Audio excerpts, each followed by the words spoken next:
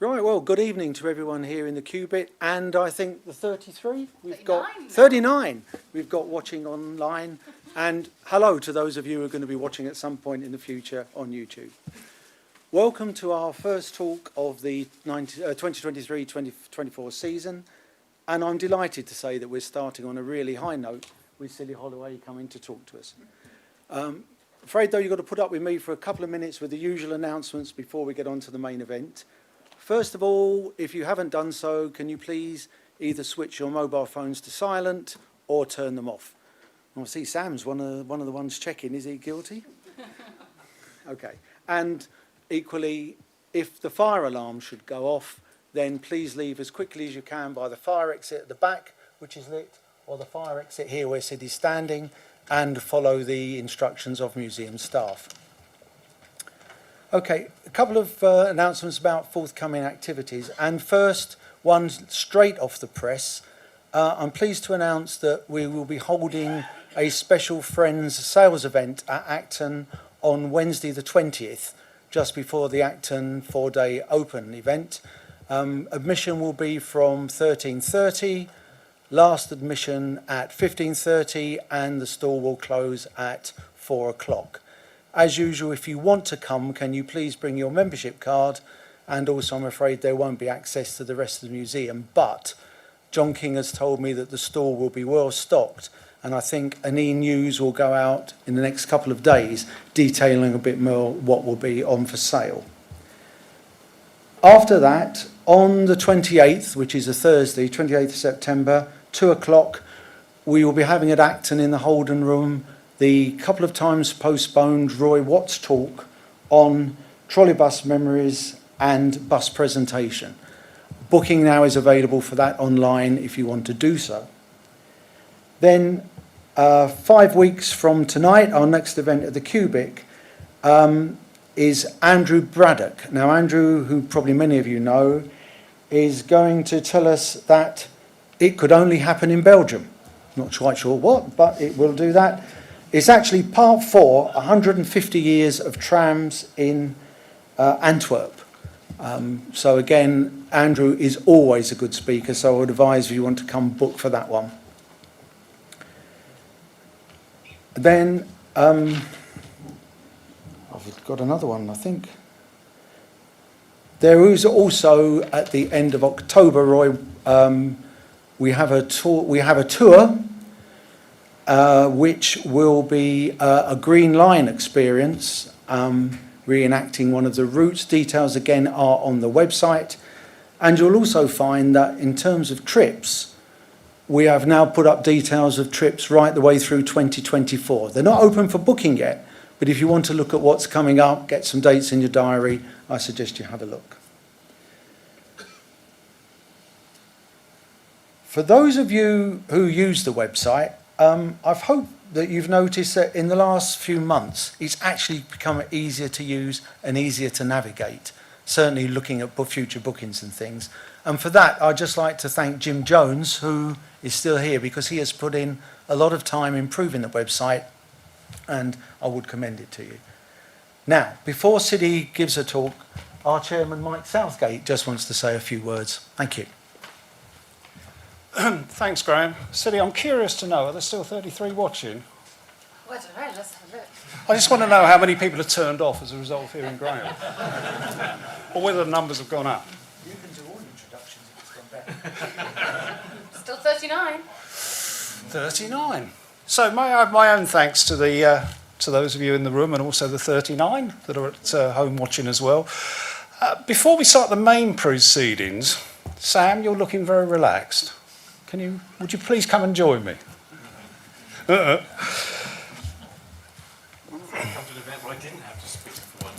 you don't have to speak, is the good news. You just have to listen for a few minutes, and I promise it won't take very long.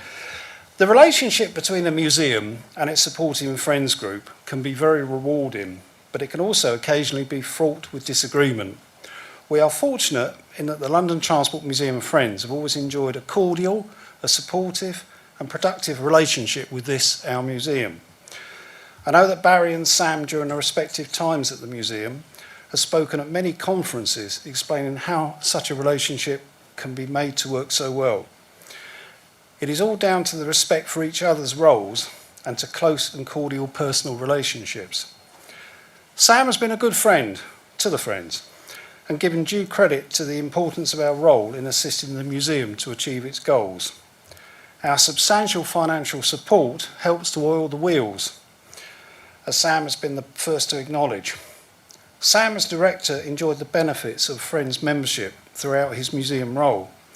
Now he's taken a very well-earned retirement, but we don't want to lose touch. So I'm delighted to present Sam with his lifetime membership. Now, here's the catch. Oh, firstly, I've got to open it.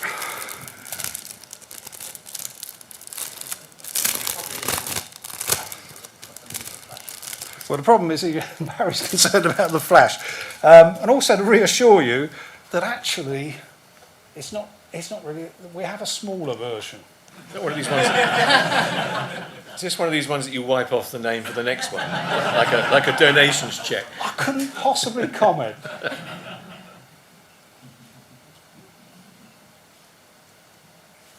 But we've got a smaller one for you, and we just... Pocket-sized one, I hope. A pocket-sized one, but thanks for everything you've done. Thank you very much. Thanks for I the will say a word.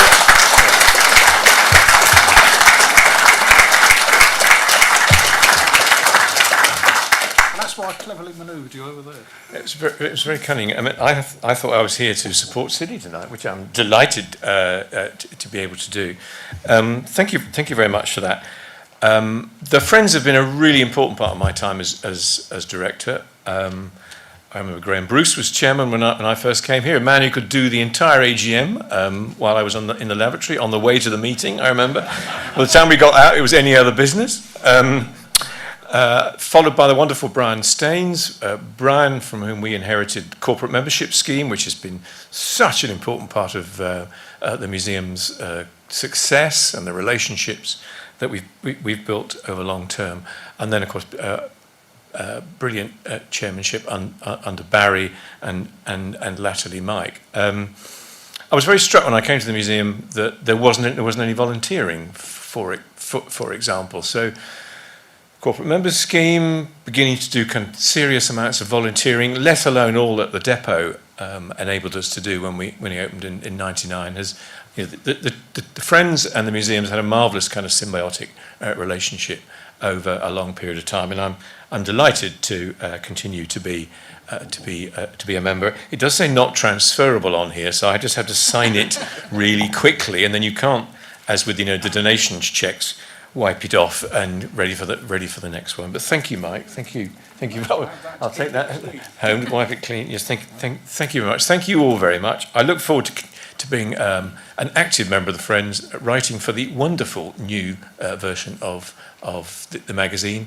My intention is to continue being a historian. That's what I've always been while I've been director. And as a segue into what you're going to hear, Hidden London has been a really important part of the museum's recent past. Not least because it opened up a kind of new way of telling authentic stories to Londoners and to the world. But then during COVID, when we were all really struggling with wondering what the future was going to be like and how to raise morale, the way which you guys went digital, introduced the Hangouts within weeks of us being locked down, doing virtual tours, taught us all sorts of lessons. It taught us one big lesson, that it was really important to recognise that perfection was the enemy of the good, and sometimes it's really important just to do stuff. And you guys just did stuff, and that lesson actually carried across the museum, and it was a big part of us being able to wave the flag even when we were closed due to the pandemic. So I'm really looking forward to this evening's talk. But thank you very much for this great honour which you've accorded me. Thanks, Barry, and thank you, Mike. Yeah.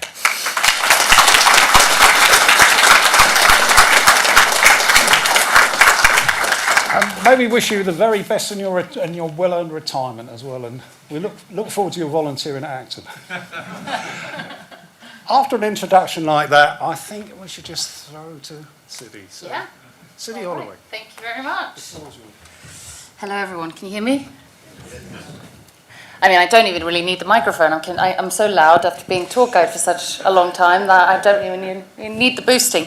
So thank you everyone so much for coming tonight. I had kind of a slight thought when the friends first asked me to come and do this talk, because I kind of didn't really know what I would talk about. I feel like I've sort of done this job for quite a long time.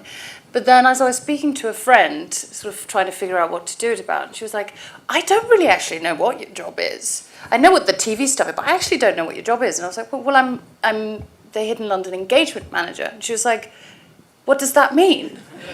And I said, well, that's a good question, actually. So I actually thought, why not go sort of through my history with the museum? I've been with the museum now for 8.5 years. I joined in March 2015. Which was a very sort of strange time for me. I was in kind of flux, and I only joined the museum school team for 3 months as an admin person, and now it's been nearly 9 years. I don't know how that happened, really. Well, actually, I do, and you're about to see it. At the end, we're going to have some Q&A, some questions and answers if we've got some time. But really, what I wanted to do today is to talk to you through the years that I've worked at the museum, the tours that I've worked on and have written, researched, why I think they're fascinating. Now, before I do all of that, and apologies to those watching at home later or now, how many people in this room have actually gone on a Hidden London tour? Raise your hands. That's fantastic. That's what I was hoping for. So I will say you've probably also had some wonderful talks by my, partner in crime, Chris Nix, who's talked, extensively about the subject matter, because him and I have largely worked together on this for the last 9 years.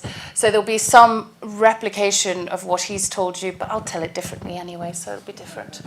But I figured is this bouncing a lot? It is, isn't it? That's a bit better, isn't it? I might as well take it off as well. So I thought I'd start a little bit about me. So I am born and raised in Reykjavik, Iceland. My full name is Sigurbjörg Alma Ingólfsdóttir. Yeah. But I've always been called Siddy since I was born, after my maternal grandmother, whose name was also Sigurbjörg.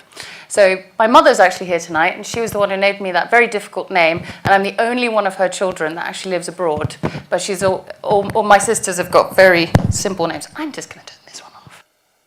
That's probably better, isn't it? Yeah. I moved to the UK when I was 19 in 2020, I was about to turn 20 years old. And 2010 even. I was like, wait a minute, I was not born in 2000, in 2010. Previous to that, I had lived in Argentina for a year where I was an exchange student, so I spoke Spanish. I spoke English fluently my entire life, and of course I speak Icelandic. So it came as quite an easy sort of choice for me early on when I was a 19-year-old looking for summer work to become a tour guide. And so that's me in 2009? Yeah, that's 2009. Really rocking very old aviator sunglasses that definitely don't fit my face. That were my dad's, that I think I stole from him, and I think I actually might still have them somewhere.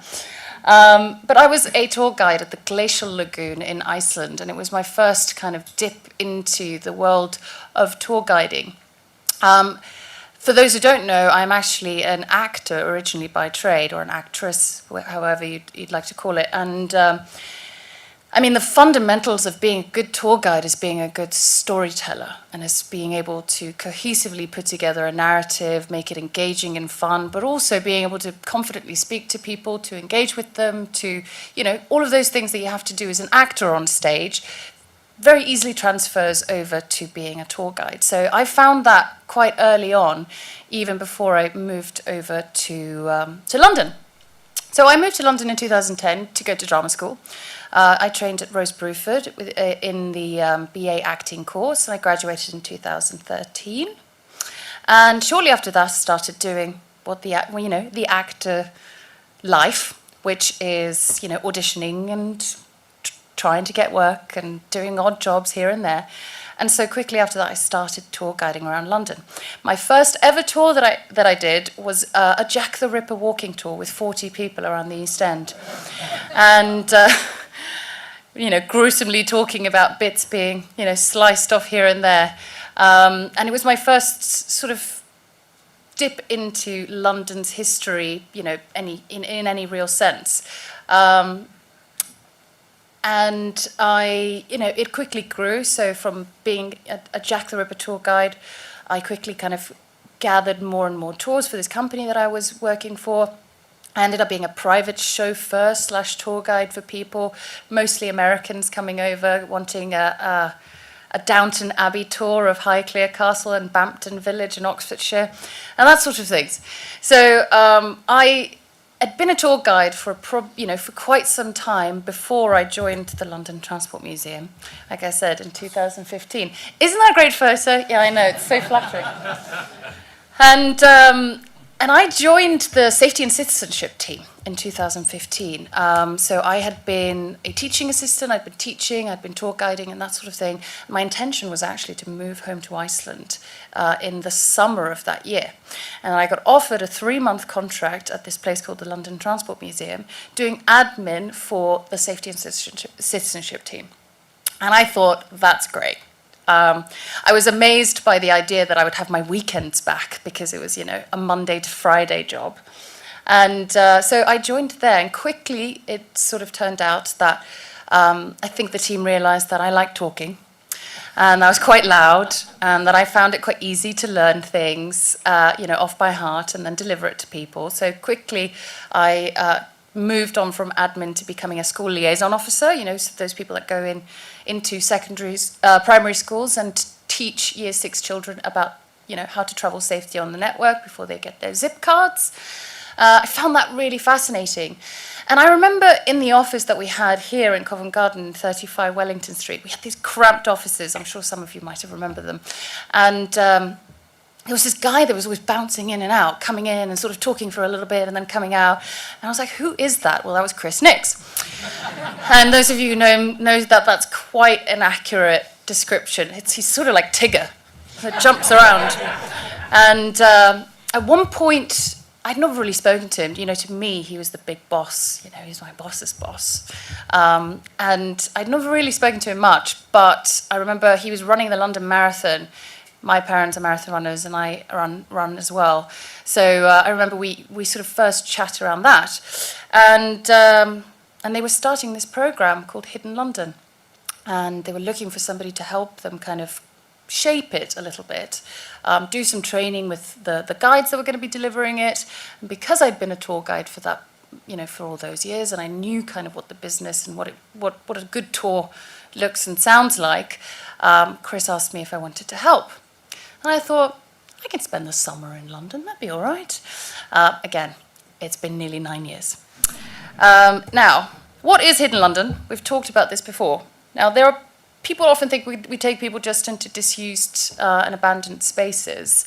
And whilst that's true, I would say that the most powerful draw of Hidden London is actually the people stories and really getting kind of a sense of the past by entering into these time capsules. This kind of sense of it's almost, for me sometimes it's the same feeling I get when you walk into like a really old cathedral, or you walk into a space that has this kind of a visceral impact on you because you feel like you're stepping into something that's been preserved, or like that sense of you're getting to touch history in a strange way. I mean, I wouldn't recommend touching it because you get a lot of grime on your hands, but that's the sense of what I get, and to talk to people about the people that built it, the people who used it. It's such a lifeblood of London, and has been for such a long time, that I think that's, for me, I think that's like the biggest draw. It always has been. The engineering and the construction, all of that stuff, that's really fascinating. But it's the people that planned it, made it, built it, did it, that I think is the most interesting. Also, people get to go behind the scenes of TfL, which is such an iconic company, and really getting behind the scenes of the oldest underground network in the world is such a privileged access, which we have through our connection with TfL. And so I think there was something so tantalizing about it when I first heard about it. I kind of couldn't believe that people were allowed to go to disused stations. And even when they did, that there were disused stations. It just seems like such a kind of wild concept to me, who chose my last name based on a tube station, Holloway Road. And of course, yeah, it's normally off Livik, and again, it does feel like kind of industrial archaeology, which I think is so exciting, because a lot of the details about many of these spaces have actually been lost, or somebody knew about it 30 years ago but didn't tell this guy, and so much of it is kind of digging through, trying to figure out what actually happened, who was where, and especially around the wartime subject, it's quite hard to get to the bottom of things. So, what are the tours that we do? Well, we have Charing Cross, Clapham South, Down Street, Aldwych. We don't have 55 Broadway anymore, but we used to, and I want to talk about the ones that I've worked on and why I think they're interesting. Euston, Highgate, which we also don't do anymore just because of some infrastructure issues, which we'll get to. Piccadilly Circus, Moorgate, Secrets of Central London, which is a walking tour, Kingsway, Shepherd's Bush, Baker Street, which launched last week. Anyone go on Baker Street yet? Hey, wonderful. Oh, awesome. And then we have the virtual tours. Now, I didn't really include the virtual tours today because I'm imagining quite a few people will have seen extracts and things like that from them. If not, you can sign up to some in the next year. They're really great, but they were really a lifesaver for us whilst we were all cooped up at home during COVID. Now, what does creating the tours actually involve? Well, you have to first go there to see if it's actually viable to do any kind of, a public visit there. You have to go to the site and look at it and, try to start envisioning what it would look like, what the tour would be like, how long, can we do it? Do we need to fix things? Do we need to build something? Then normally I start off with going to archives. So the TfL archives are wonderful, National Archives. I mean, truly, there are some extraordinary institutions in this country related to archiving. And I think, especially in London, the Metropolitan Archive, our own library is extraordinary with helping you research. And so that's normally quite an exciting part of the process. We also, of course, have oral histories that we use in different one of our tours when we go and speak to people that remember things about the stations that we might not. We always try to get really snazzy photography of all the sites, which you'll see, funnily enough, and you will see this. I've been pretty much the model for all of the photos for each tour because no one else was ever available. So it's always in the back of my head or something. So recently I've said, okay, that's enough of that. We have to get someone else in. But it means that I've got lots of really nice photos with me in them and on our sites. And then, of course, we have to do works and operations and that sort of thing. So, when we do the creating of the tours, we start with a physical survey, like I said, and that sort of looks like that. Sometimes we have to do a lot of work, sometimes we don't. Sometimes we have to level off whole areas with concrete and put up staircases, and sometimes we have to put up hand railings and all of that. So it can be really extensive, take a long time. The lead times of booking anything like that in are quite long and can be very costly as well. So it all feeds back into how does Hidden London actually work. There I am with Mike Dupre, which many of you might know, in Clapham South. There was this wall there that we were always very curious about because it didn't really show on any of the plans, and we thought there might be some sort of secret connection to somewhere else. Turns out it was just the electricity lead from the station. Yeah, it wasn't. We thought maybe all of them were connected to like a, sometimes our imaginations do run wild when we're underground all day. There's me in some archives. That's how we pieced together the map that we used for the Euston tour, because they're two separate stations effectively, and how do you create it so it becomes this holistic thing which is visual and easy for people to understand. Again, oral histories. There we have Margaret Barford, who we interviewed in 2016, who sheltered and lived in Clapham South Deep Level Shelter from 1944 until 1946. She remembered the place really vividly. She was 8 till 10 years old, so it was kind of a real part of kind of her childhood. And we took her back with her family to the shelter that she lived in. One of, I think, career highlights for me was doing that. It was incredibly emotional. And the lovely gentleman next to Margaret Barfoot's family is Bernard Masson, who came to Britain, is from France, lives in Britain today, but came to Britain in 1951 for the Festival of Britain and stayed in Clapham South. We found him because we were doing a tour early on, and one of the guides, I believe, said something, and he's like, no, it wasn't like that, it was like this. And that's how we found Bernard. But it's been brilliant to actually speak to a lot of people that I really remember it, that makes such a, if we can't have the person right there in the moment, then speaking to them and having their words and their experiences represented on the tour is so important. And then again, some lovely photography. And one of the really important things I think that often gets overlooked with the Hidden London programme is that not only, and even the Hidden London Hangouts, is that not only are we, producing these experiences and everything that comes along with them, but this is also documentation. It's, we have a wonderful photography collection at the museum, which, we have so many photos that aren't scanned, and sometimes you find things, but we don't really document the stations, especially these disused ones or the closed off parts of them as much anymore. And so Hidden London's actually documenting something that, who knows, in a few years could be swept away. So it's important for that matter as well.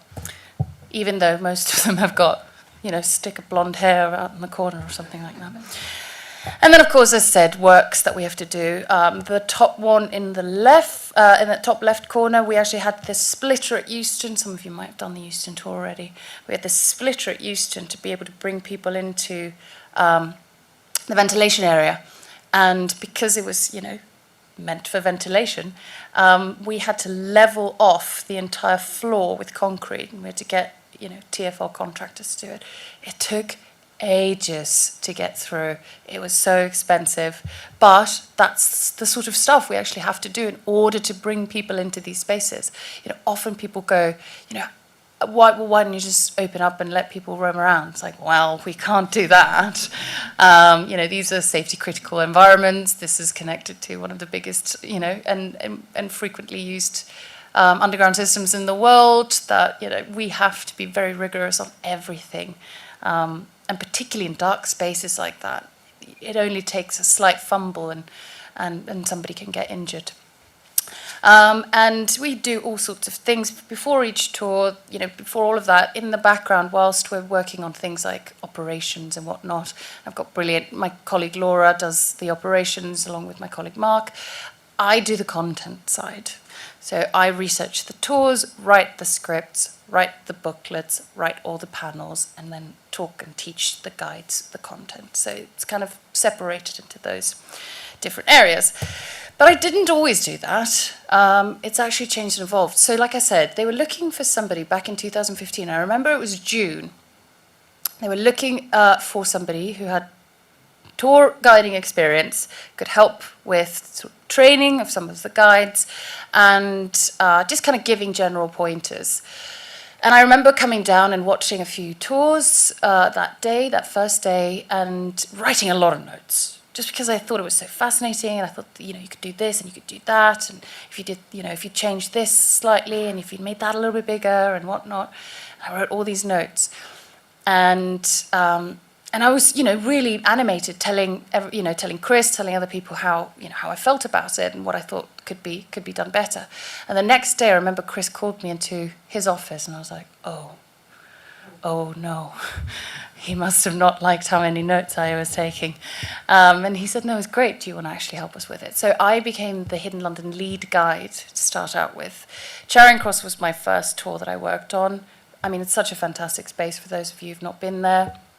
It was the terminus of the Jubilee line until 1999. Now empty platforms and used as sidings for the Jubilee line. It's also used extensively for filming of anything from American blockbusters to spooks to music videos and even some commercials. And it's just one of those, funnily enough, often when people ask me what's the first Hidden London tour I should do, I often recommend Charing Cross to be like the gateway into it, because it's got kind of intrigue of all sorts. It's got popular culture, it's got, engineering, it's got some, name history, it's got some old bits, you get to see behind the scenes. And in fact, Charing Cross was my first introduction to it. So maybe there's some bias there. Again, one of the things that early on, we had, back then, I was the lead guide, or became the lead guide for Hidden London. We also were working with a lady called Helen Divyak, who was our interpretation manager. So she actually did a lot of the writing of the script, the narratives, the panels, and the booklets back then. Although I don't know if she ever actually did the booklets. I think I might have been Chris. I'm just talking out loud to you. And quite quickly on, I remembered that we did the first time, we printed the panels, but they were quite small, and there were just a few little bits. We kind of needed to work our way around how to do this. The panels were quite small, and so I remember, and there was something, we walk underneath Trafalgar Square, spoiler alert, we walk underneath Trafalgar Square, and I remember thinking, actually, we talk about the fourth plinth, but you sort of need to see it. Not everyone knows what the fourth plinth looks like and what it's for. And I was kind of already starting to think in ways that we could improve on what was such an incredible material. So that photograph of the fourth plinth which is, at the time, this was Hans Hack's gift horse, which was on the plinth in 2016. I actually took that photograph myself, but it's on the panel, and I promise it was just because I felt so strongly about there needing to be a visual. I just went and shot the photograph myself. I actually think it's pretty good. I like the pigeon. Now, the next one I did was Clapham South. So Clapham South opened on the 1st of October 2015. I'll never forget it because I thought for the first time I would cycle to work before the opening of a new site. Disaster. Absolute disaster. I got a Santander bike, and I got lost around Wandsworth, and ended up being, I think, about 5 minutes before the first tour. So learnt my lesson there. But Clapham South is also one of those places where I think people just don't have the comprehension. I don't think, until you've been inside these places, I think people don't have quite the comprehension of what they mean. Not just in terms of engineering and how extraordinary it is that these things survive in the ground like that, but that they were so pivotal to many, thousands of people's lives for, past the Second World War, into the 50s, and it's so vast, it's so huge. Again, for me, first time I stepped into Clapham South, I just had this overwhelming sense of, emotion, excitement, and like a little bit of trepidation. It's almost daunting to step into something like that and really wanting to tell its history. And of course, I'd had to learn all of this stuff. When I joined the museum, I wasn't a London transport expert. I loved London history, and I'd been, a London tour guide for 5 years at that point, but I had to learn all of the intricacies about London transport's history. And so it was really when I worked on Clapham South with Chris that I started reading mostly London transport related history in my spare time. I remember people being like, "Why are you reading that?" And me being 25 at the time, saying, "It's so fascinating." I couldn't get enough of it. One of my favourite things that we've discovered at Clapham South, and of course we're changing Clapham South quite a bit. We've had that wonderful, had wonderful funding in order to change it into kind of a more of a experiential sort of sheltering experience. I mean, it's pretty much the only place in London where you can actually go and experience what it was like being a shelterer in the Second World War. But one of my favourite things is that on the walls there you get lots of people write. People have written their names, when they stayed there, what they were doing. Here we've got Portchester Methodist Youth Club stayed there in 1952, and it's just isn't that visceral? You know, that's somebody actually writing on the wall in pencil whilst they're lying in their bed. And I have a dream of one day we did do like a big research project where we could go and try and find some of the people. You'd need an army of volunteers to get that working.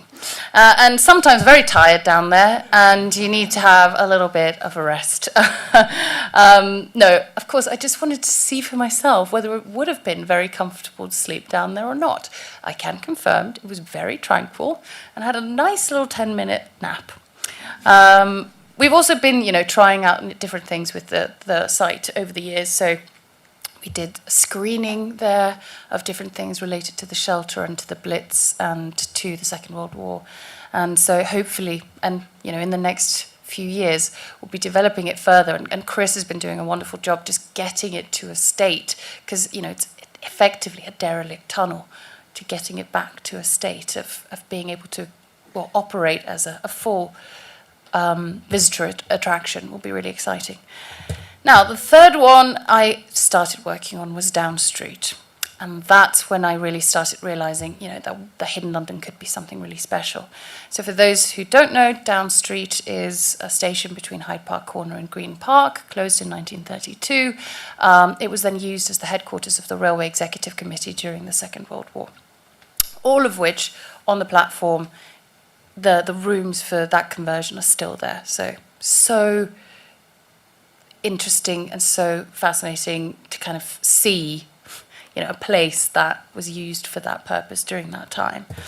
And I just figured, and I included that toilet because one of the things that we always have to research and think about, and people kind of wonder why we talk about it so much, but it's, how do you keep people staying underground? They need to do what people need to do. You need toilets, you need running water, you need food, you need facilities, you need beds, you need comfortable chairs, you need ventilation, you need heating, all of that stuff. So Down Street was really one of those sites for me where I first started realising, what an asset that was and how extremely exciting it was to be kind of discovering something new, that people hadn't really written much about, or they had, but that was kind of we were finding more things out, which was exciting.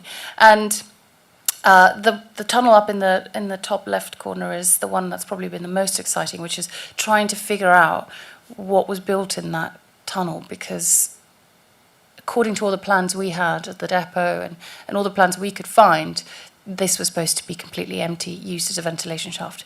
But when you are there, everything's been stripped off the walls, so you get a sense of, no, something was built here. And if you watched a recent episode of Secrets of the London Underground, you might have found out that what that might have been. But it's things like that it's really rare that you get to make these discoveries and write these stories like again and again and again. It's not often that you actually get the chance to be researching something new every 5, 6, 7 months.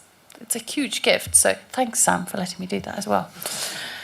Now, the third one was Aldwych. Now, Aldwych has actually been running as an experience and as a tour led by the wonderful volunteers for quite some time before I arrived. And there was kind of a structure to it. And there was the only Hidden London tour really that was regularly done, programmed by the London Transport Museum. And I remember seeing it and thinking, we need to, there wasn't really a script per se. Each person was kind of, each guide would have their own take on it.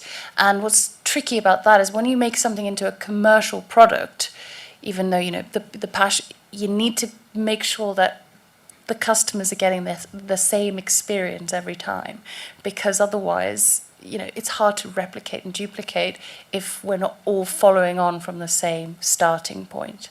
So we had to write a new script, and I rewrote that script for the first time. Never done it before. I was incredibly terrified, and I did that with our interpretation, Helen Divyak, and actually she was about to leave the role to move back to America. So even though I didn't really know it at the time, I guess that it was sort of being planned, or sort of handing it over to me slightly. And of course, Chris was also involved, but it was sort of like, you might be all right with this, you know?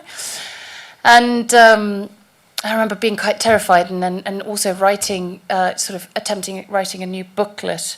And again, so this is where the photos of me and Station start coming out.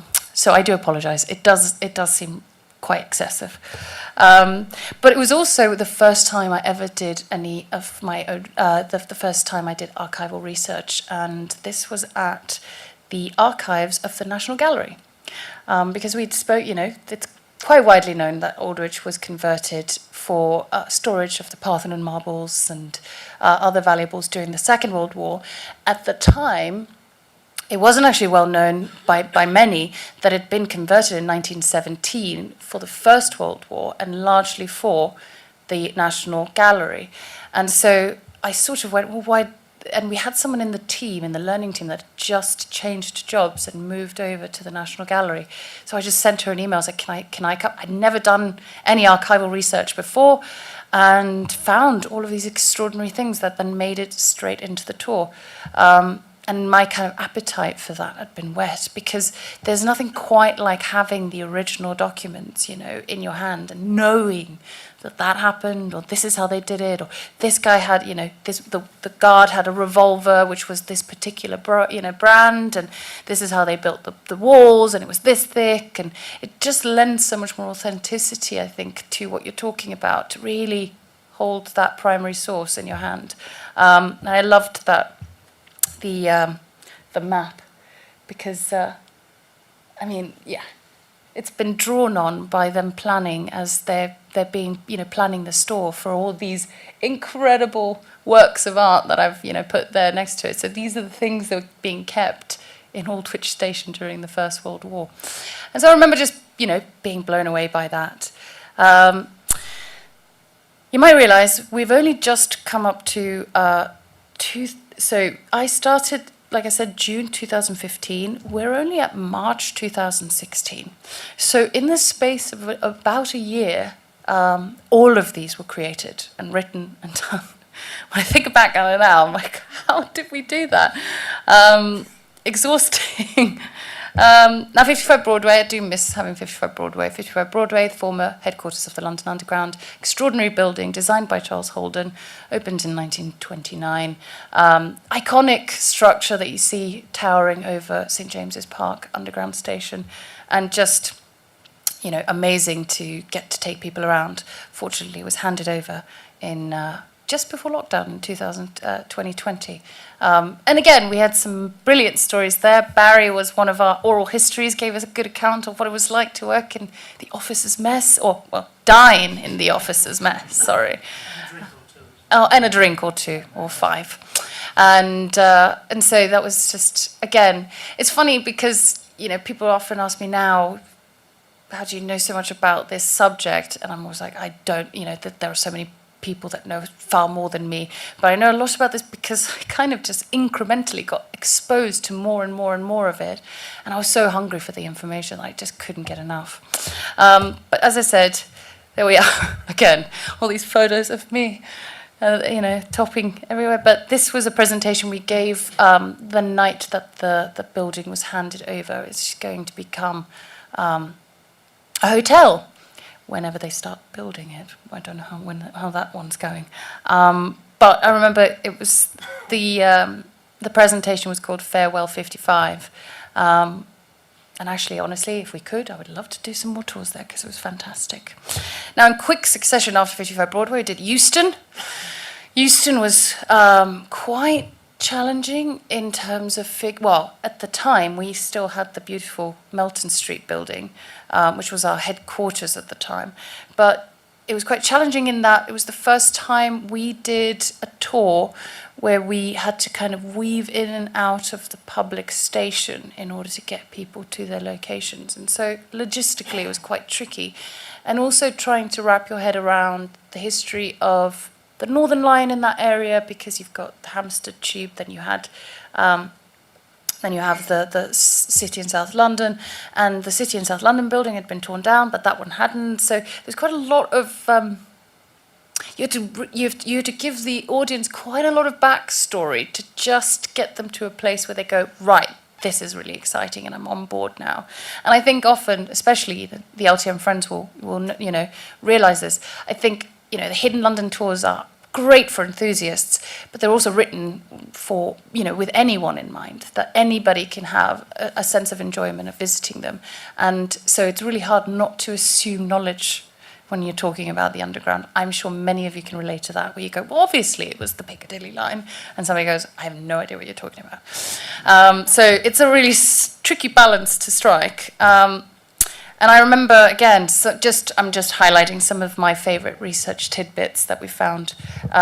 We found this part, I'll do that, this part, that tunnel was always a bit strange to us, and it led straight from the lift shafts and into the newly built ventilation shaft for the Victoria line. So it didn't really make sense. It didn't look from the 60s. And again, that kind of painting, or the paint that's on the side there, that kind of yellow and then a stripe and green, it just looked, odd. We found that was a switchboard for the LMSR and the LPTB at Euston during the Second World War. And again, that's just by trawling through, as much in the archives as you possibly can. But again, nobody had ever written really about that, or how it was. We found how many people got issued tickets in order to go in there. There were about 50 people with switchboard tickets to go into there. There was all this complaint about they wanting to go in through the Melton Street entrance rather than having to go through the station itself because it was a longer walk. Just things like that how would you find that out otherwise? It's been such a long time, and there are few people left that can tell us about it. So that was an exciting one. Then we had Highgate. Now, I will say, I'm pleased to announce that we launched Euston in end of April 2006, and we had a whole year of just running those tours, and then we opened Highgate in 2017. And that was the first one that I completely wrote and managed largely on my own, with just consultancy from Chris and kind of him helping me find my feet with it. Many of you might have seen Highgate already, but it was intended to become a major interchange hub for the Northern Line with the New Works programme in 1935. And they'd started construction, so this was an old steam line that ran since the 1860s. And it was going to be converted. And then the war happened, and then there was no money. So they had to close it. But it's just stood there since, really, it's been, abandoned since the 60s, and it's stood there for all that time, and it's been, nature has kind of taken over the site. Now, unfortunately, the nature's taken over so much that we can't actually run tours are there anymore. But that was a great one, big learning curve for me. I remember feeling terribly. I was writing the booklet as well, and the booklets, they may not seem like much, but you don't want to make a mistake in them, and and they're printed, so you sort of feel like, a print, they were printed. We don't do that anymore, but you feel like you're sort of putting something out into the world that has your name on it. Very exciting. And speaking of having something out in the world with your name on it, we actually then had another year of just running the program, making it work. We had kind of reached all the kind of lower hanging fruit, and the idea comes up to write a book about this subject. Now, obviously, there are some fantastic books already written about many of the stations. J.E. Connor's book is fantastic. So many great works of literature have been written about the subject, and great academic books as well. We felt that we could do a different spin of it, and this is what's interesting is that I think at the time, this is the subject matter keeps growing and growing. And you keep linking different things into it. But at the time, this is what we felt was really, kind of the essence of what Hidden London was, and what we could bring to it was a slightly different spin on what had been done before, a more of a kind of don't know, sort of coffee table book feel to it, more contemporary photography, using the collection to its absolute, fullness, using diagrams and really getting people kind of stuck into it, but also having it written in a way that was easily accessible. So it's, trying to do the same thing that the tours do, right? To kind of enrich and for the, have a great experience for the enthusiast, but also be accessible enough for somebody who doesn't know the subject matter. I think we managed quite all right with it, actually, but it was terrifying to write because the pressure just becomes so much higher when you know it's going to be published by Yale. It sounds so big, I remember starting to write my first chapter and just thinking, I don't actually know English, do I? I don't even speak it. What's punctuation again? And it's funny because it happens at the start of almost every tour. Everything you write, anything, I'm sure many of you might be able to relate. That kind of stray thought comes into your head where you think, I'm not good enough, I can't do this. This imposter syndrome hits you. And my thing, thankfully, which I'm grateful for, is I felt it and I did it anyway. And I think often some of us might just need to stop worrying about it. And again, what Sam said, perfection is not, it doesn't really exist, and worrying about it too much will actually ruin the thing. But these were the book chapters. And the idea was that we wanted to take a case study about, with a station, and we wanted each case study to be a representation of why stations close, right? So, it's quite hard because, there are so many different parts of the underground that have kind of closed. But we wanted each one of them to be kind of representative of why things, why things close, why things get diverted, that sort of thing. So we had our introduction, which was brilliantly written by Sam and Chris and David Bounds, who was our former head curator and also worked with us on the book. Thank God for David. He did so much writing when we also had to be writing and doing our normal day jobs. So normally I would do my normal day job and then write on Sundays, come into the office in Albany House, and they never had any heating on. So you'd sit there with the coat trying to write. And we divvied up the chapters between us. I wrote Piccadilly Circus and Euston with a little bit of help in Clapham South. And that was kind of the idea of giving examples of why things close. And I think, and what a lot of people don't know, and sorry, Sam, if I'm telling corporate secrets, but we agreed to do the book and signed everything and got it sort of rolling in August 2018. And we had to hand over the final manuscripts on the 7th of January 2019. Yeah, that's not a lot of time. Thankfully, that's why we had that team of writers doing that. But one of the key things that was missing was we needed to actually go to some of these places and see them and experience them. And we had to commission a massive photography project to realize this vision of it being, this coffee table book that people really would love to, have displayed in their home. So we did go to some physical surveys. Yes, that is Sam Mullins there with Chris Niss and me. This is when we went to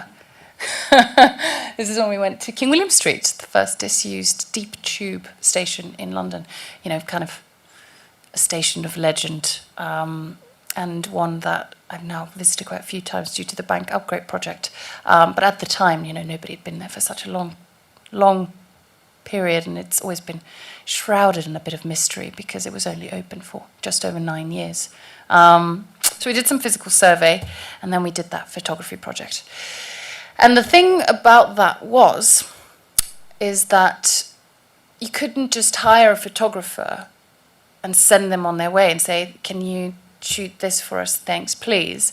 We had to be present, one of us, me, Chris, or our lead guy, Dave. Oh, yeah, and by this point, I had gotten the job of Hidden London Engagement Manager, I forgot to say that. That happened in 2017. But we had to have someone, you have to have a TFL person who's, evacuation trained, that is got track licenses sometimes. You have to have somebody there to supervise. You can't have an external person walking into disused parts of the network. So not only were we writing in what was it, a few months, we also had to go and do all of that photography. So it was a huge amount of work that we pulled off just because I think we were so excited by the idea of being able to share it with people. And one of the benefits of doing that was the fact that we actually had to go and start visiting a lot of sites that we hadn't kind of gotten around to. And a lot of people told us, within TfL, oh, there's not much there, you're not going to see that much. And, some of those places are actual tours today because they were like, oh, what are you talking about? This is amazing. And funnily enough, the photography project, it impacted how we thought about the book because we were going to do one of the chapters, the Piccadilly Circus chapter, was going to be Knightsbridge, wasn't going to be Piccadilly Circus. And it was about how the installation of escalators to stations force corridors, lift shafts, and other parts to be abandoned. And we were going to do it on Knightsbridge because that's one we had already visited at the time. And it was only by pure chance that I said, well, Piccadilly Circus must have something, and it's such an iconic station, why don't we go there? And, went to just take photographs of it. It wasn't going to be a chapter. And whilst I was there thinking, actually, it should be called Piccadilly Circus, right? Because that's the flagship station of the London Underground. So we changed that. That's North End, and that's Dover Street. And there is the book with Chris and I. I don't know where you were that day, Sam, but it was we're signing at the depot. Carrying the money to the bank. That sounds about right. But it was an incredible feeling to have all of that hard work kind of pay off and to hold that in your hands was very, very special. Also, it looks just so good, I think. I think it looks really great. I think it's a beautiful job, and the team at Yale was such a dream to work with, just absolute professionals, and everything about that was a great experience. But because I had to do that, the next idea I thought was, well, let's do a Hidden London tour of Piccadilly Circus, right? Because I just thought, it's an iconic station that people know, it's in central London, and it has this really fascinating wartime history to it that we hadn't really tapped into before then. And there was something vibrant about, those tunnels, those beautiful tiles. That's where my obsession with tiles started, growing more and more incessant by each visit. And that was basically what informed us becoming, doing Piccadilly Circus. And I remember, again, some parts of our site can be a little bit grimy. So here we are hanging up one of the scrims and getting a little bit dirty. That's Martin, who was our MTA at the time, and Laura was my colleague, who many of you might know. And what I've shared with you to the side there is a part of research that I found in the TfL archive. And you may have seen, if you've been on the tour or if you've watched the programme, you may have seen that there were also artworks stored in Piccadilly Circus, but from the London Museum and the Tate galleries. But no one really had explained, and there's a photo of two men taking out paintings in 1946, sort of completely posed and kind of walking around, with priceless artifacts. But I'd never really found any details of what was it stored there, when was it installed, why, how many, how long did it take? And so found this in the TfL archive.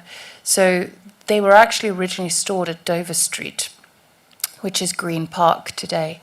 And then the executive of London Transport wanted the place for themselves, so they could have a bunker similar to what Down Street was for the Railway Executive Committee. And so over the period of 2 nights, whilst Piccadilly Circus had 7,000 people sheltering in from the Blitz, this is in March 1941, 7,000 people, they load tube trains with all these precious artifacts. They put up screens, as you might be able to see here. So there's just like a little nod where they put screens up, and the green one there. Wait, let me see. There and there. And then they moved the whole thing over one weekend. And it was something like 700 different artifacts. And it was all stored in those areas that we take people on the tour. And it just blew my mind because it was just a part of history that I hadn't found any details on. And it was sitting right there in the TfL archive just waiting to be kind of discovered again.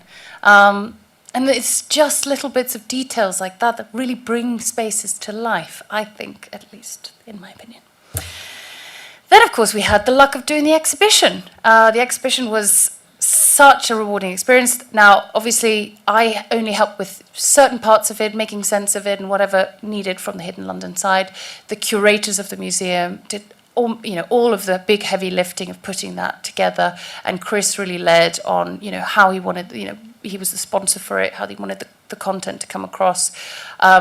My favourite bit that I got to be involved with the Hidden London exhibition was this bit.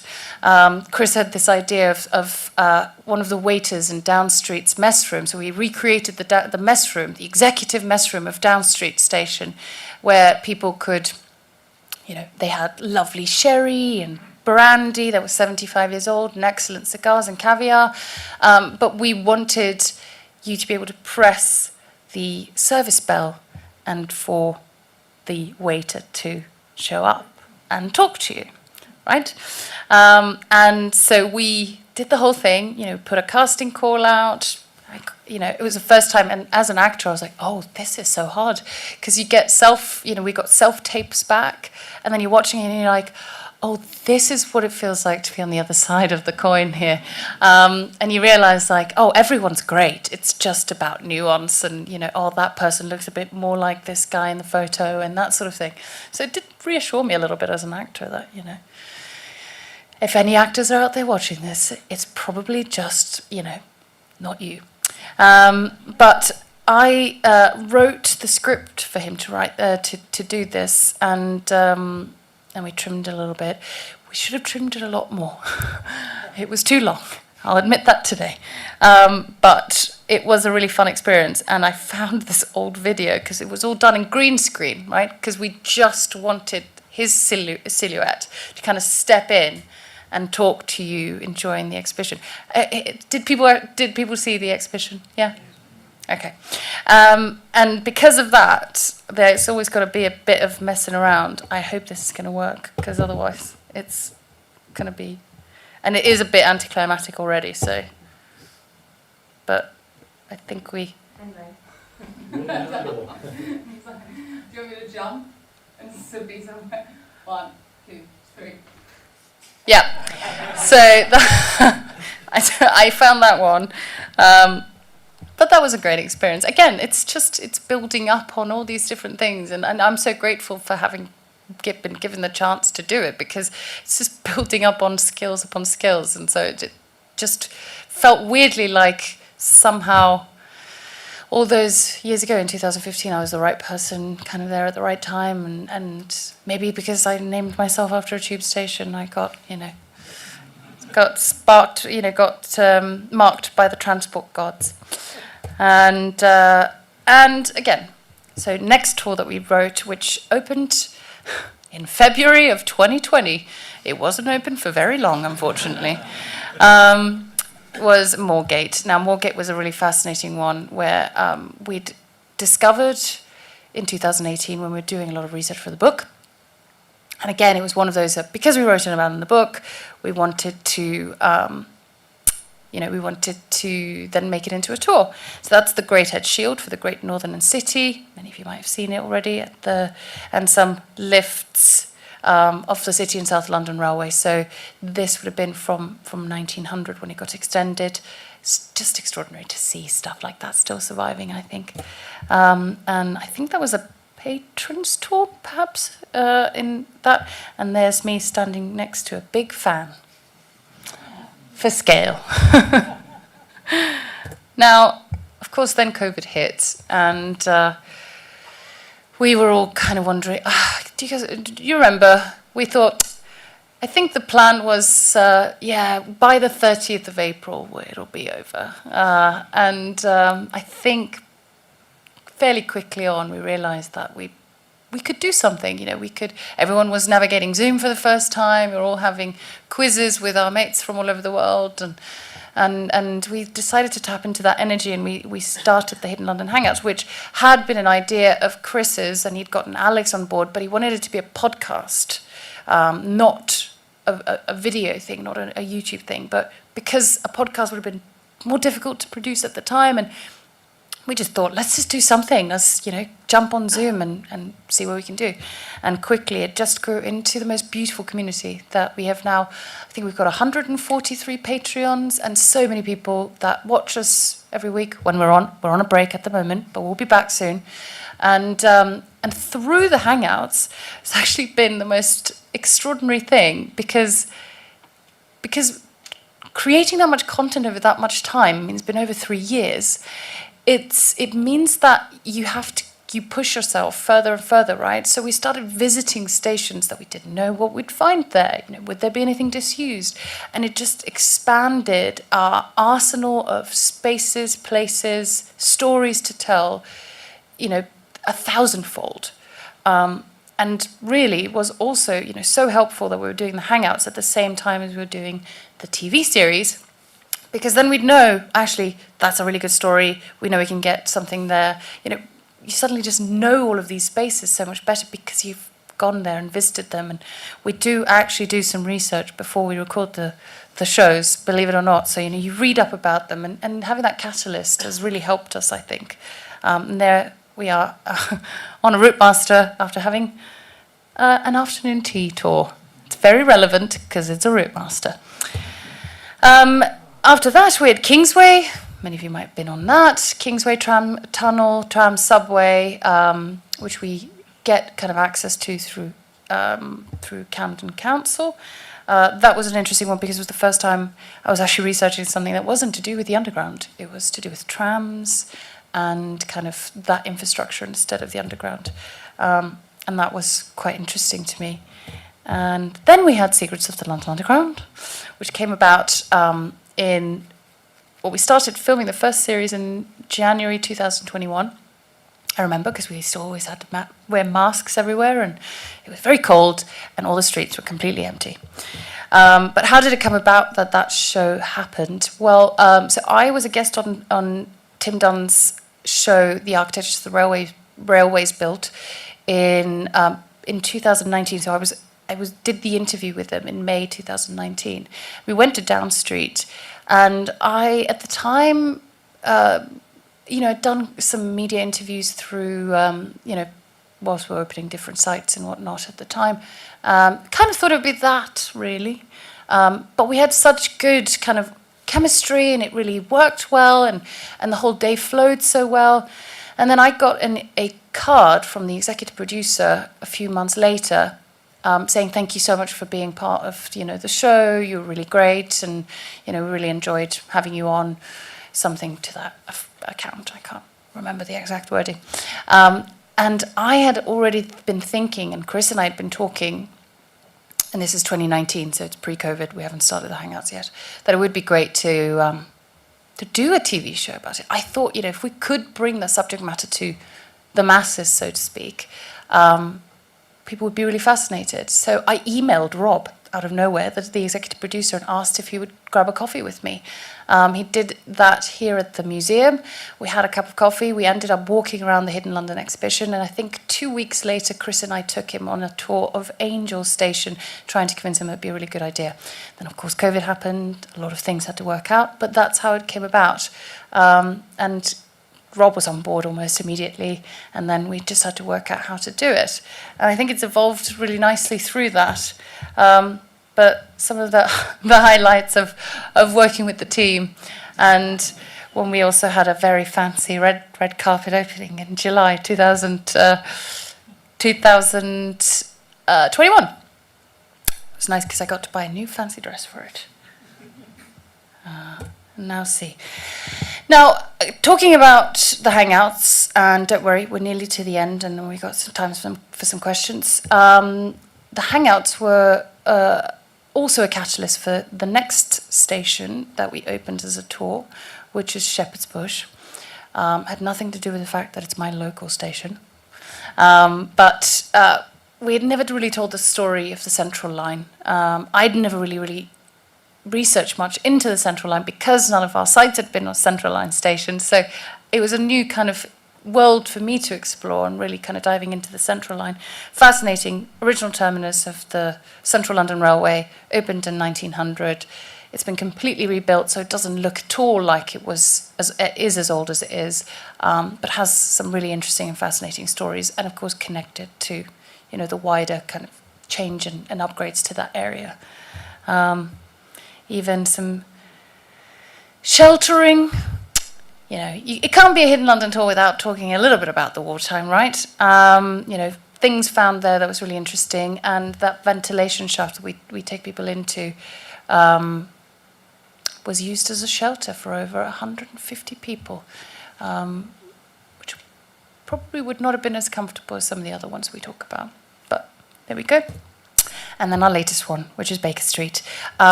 So we did Baker Street on Secrets of the London Underground we filmed on the 16th of December 2021, because it was in series 2. I remember it was a really mild day. It was really lovely, and it was the first time that I'd not actually been to the site before, behind the scenes. So it was one of the first ones that we were recording in and filming in where I hadn't been there previously. So I was, discovering it as well as Tim and the team. So it was really interesting. But Baker Street's so iconic. It was it's the gateway to Metroland, the kind of headquarters of the Metropolitan, and just has, one of the original 7 stations of the oldest underground line in the world. So really pleased that we got that off, and also has a huge amount of staff facilities that have been there over the years, including a rifle club. And in the research for that tour, finally found photos of it that were lurking in one of the albums at the depot, and we didn't know were there. Some of you might, I don't know, maybe some of you might remember it, but it's now been converted into the Revenue Office. Yeah. Once a rifle range, now the Revenue Office. Now, what's next? Well, of course, we're going to keep on trying to bring more and more Hidden London tours to the people that love the programme. Does take a lot of time to build and make them, from idea to first days of tours. It does take quite a lot of time, a lot of things that need to be written, a lot of things that need to be researched, a lot of things that need to be painted and smoothed, and all sorts of things, lots of training that needs to happen. There's a huge team behind running this programme, of which I'm very proud to be a part of. But there are two stations in that image. Does anyone know what they might be? Anyone recognise the pattern and the colours? It's been on Secrets of the London Underground. Episode 1. That's Holborn, the disused parts of Holborn Station. So we're hoping we might be able to get in there in the near future, although, again, we have to navigate access with London Underground. Their priority is bringing people safely from A to B, and so we always have to negotiate that. And the other one next to it, that one might be a bit harder. That was also on a site visit quite recently. Any guesses? No? It is Mark Lane, yes. Again, guys, you've not watched the show now. That's Mark Lane. Abandoned station in 1960, between Tower Hill and Monument. Again, we'd love to be able to bring people there, but we shall see, right? And I guess, in conclusion and final thoughts, I would just say that it's been a real honour and pleasure to having, to have gotten the chance to do this job for this amount of time, to have gotten the chance to kind of build this program, as well as kind of mature and change myself over that time. When I started at the museum, I was, quite young and naive. Well, everyone's looking at me like, that's still you. I was 24, and I'm 33 now, so quite a lot of time it has changed. And so I feel like, in a certain way, the way I've grown up throughout my late 20s and into my 30s, I've kind of grown up with the programme, and it's really shaped who I've become and probably what I'll do for the future. And so I feel really privileged that I got to be a part of it, and grateful that I was given the chance, because I have no idea what I would be doing if I hadn't decided to stay on for those 3 months in 2015. So, thank you, everyone, and we can do some questions if anyone has any. No?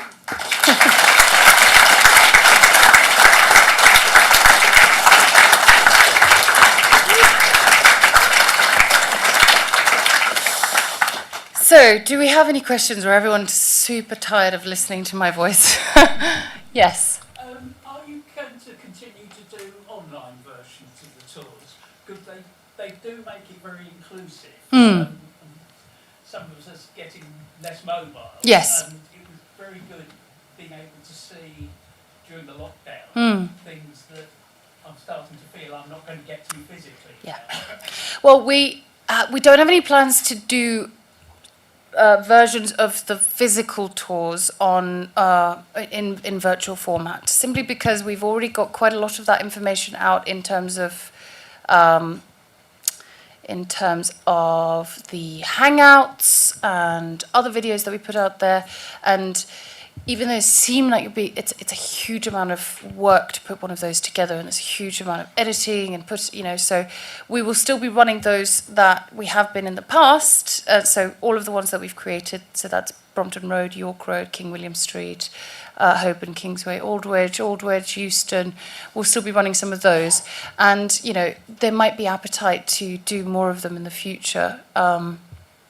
It's just a balancing act of what have we got. If we've got a bit of a gap in the programme where we might have a chance to develop that, I'd absolutely love to, because I agree with you. I think one of the bane of the sites of the Hidden London programme is that they are not very accessible, and they are quite dirty and cramped and wonderful. But that's what we're going to at least try to do. Does it not also give you the ability to do areas that you probably can't ever get the public to because of access issues, just generally and safety-wise? Yes, it does. And that's why we can do, that's why we can do the TV show, that's why we can do the Hangouts or whatever. We can film stuff that, you'd never be able to get a group of 15 people in there anyway. So that was the idea behind the virtual tours as well. But we don't have any plans currently to expand on it, just because I think the team's just stretched to try and get the main programme back on track as it was back in 2019 pre-COVID. But it's good to know that they were appreciated and that people really did enjoy them and thought they were worthwhile doing. We certainly thought so, but you never know when you make something new whether people will like it or not. No, thank you. Any other questions? Yes? Yes, that's Yes, you come across with Tim on The Secrets of the Underground as a very engaging and enthusiastic couple. I'd like to thank you for that. Indeed, what's your experience of filming the TV show? And it's interesting to see that how it started from the Hidden London tours. And will there be any other series? Filming the show is it's very rewarding. I get to, so Chris, you might know Chris Nix, is the series consultant as well. So he works a lot with our series producer to figure out what stories we want to tell prior to us starting filming. Chris and I and the producers actually sit down and talk about what stations we think we should go to, what access we should, get. And it is incredibly exciting to get to do something, and I do feel hugely privileged that I get to do this. I often joke that as an actress, I managed to weasel my way back into show business via history. And truth be told, it was very gratifying for me to get back in front of the camera because it was exciting. But it's really rewarding. The team is a tight-knit one. We're normally only 7 to 8 people filming on any given day.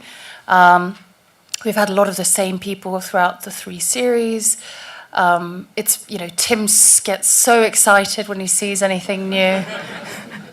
And sometimes I have to be like, come on, no, you can't go in there. But it's just the best, and it really feels like a family. Again, very privileged to get to do it. And is there going to be a Series 4? I don't know. I can't possibly comment on that at this precise moment. We hope so. We hope so. We think there's enough content and interesting tidbits to talk, you know, interesting bits to talk about and things to cover that we haven't yet, but not at. Well, that's not up to me, is it? Unfortunately, but we hope so. Yeah. Yes. Is there any plans to expand, taking away the underground, maybe doing the bus network, the old, you know, the old London Transport buses? Yes. The old garages and stuff like that? Simple answer is yes. Yes, we've started talking to a few companies about how we can utilise our collection, things that we have. You know, we've not only got such a beautiful collection with the buses and everything, you know, all of the ephemera and everything that we've got to that, the trams, trolley buses, but also, you know, we have a huge film archive that, you know, rarely gets utilised for anything. So we've been talking, you know, to companies about possibly bringing that to the small screen, but all very preliminary talks at this stage. Thank you. Anyone else? Or, yep. Oh, there you go. It'll be better. Yeah, is there any possibility of bringing the Highgate tour back?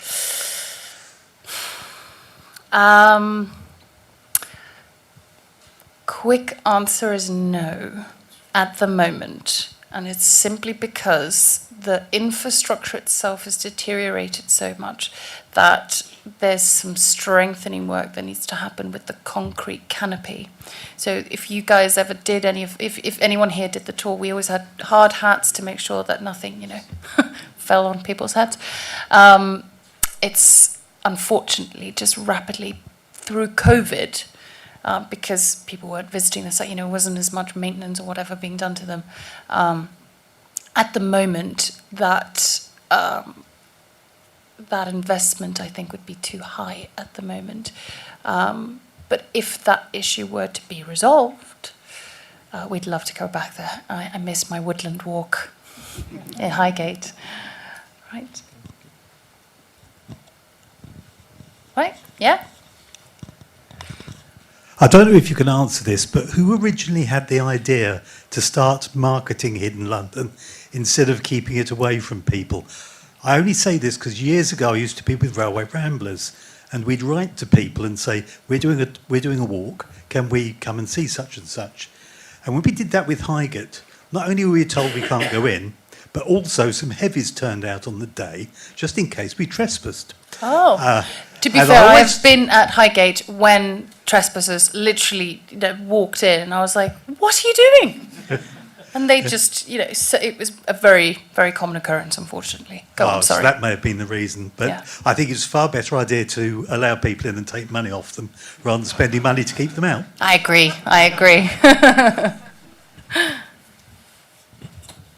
Hello. Thanks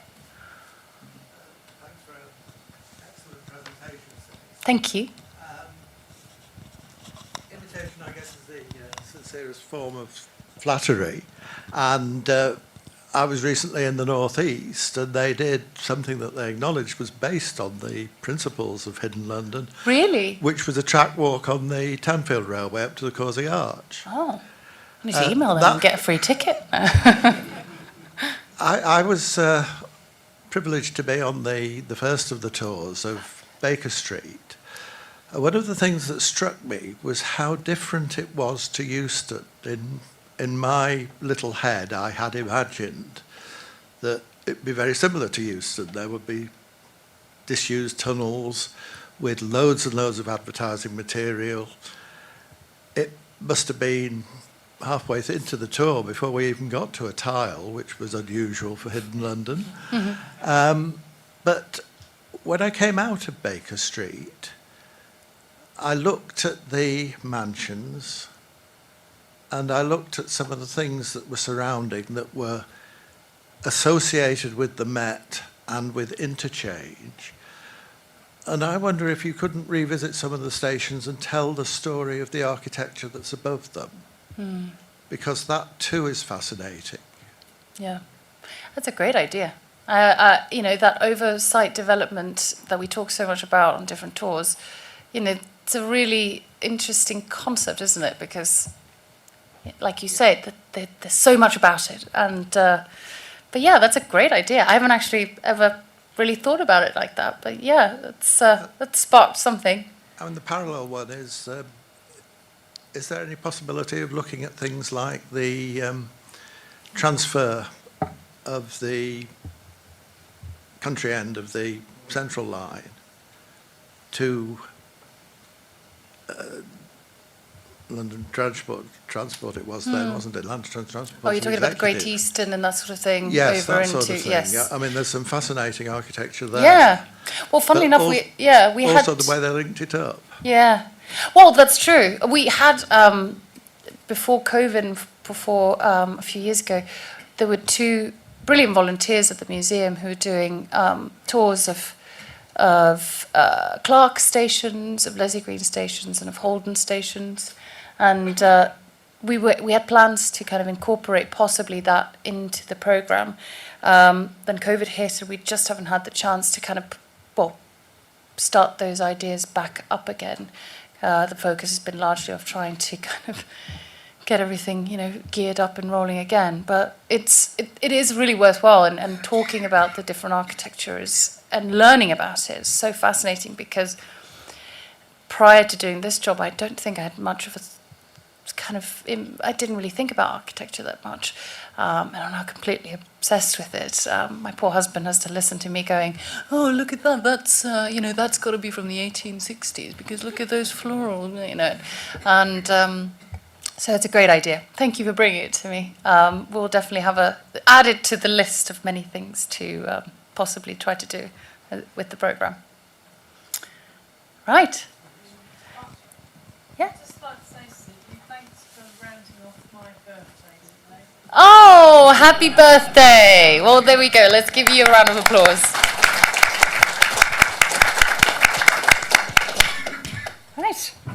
Absolutely fascinating. Thank you all so much for coming.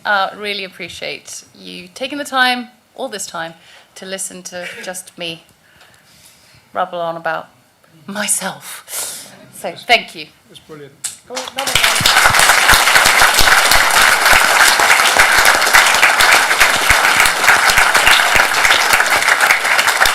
Thanks very much, brilliant. Of course, yes. Safe on the journey, everyone. Gosh, we should have checked how many were online still. Oh, yes. Well, there you go. I don't know.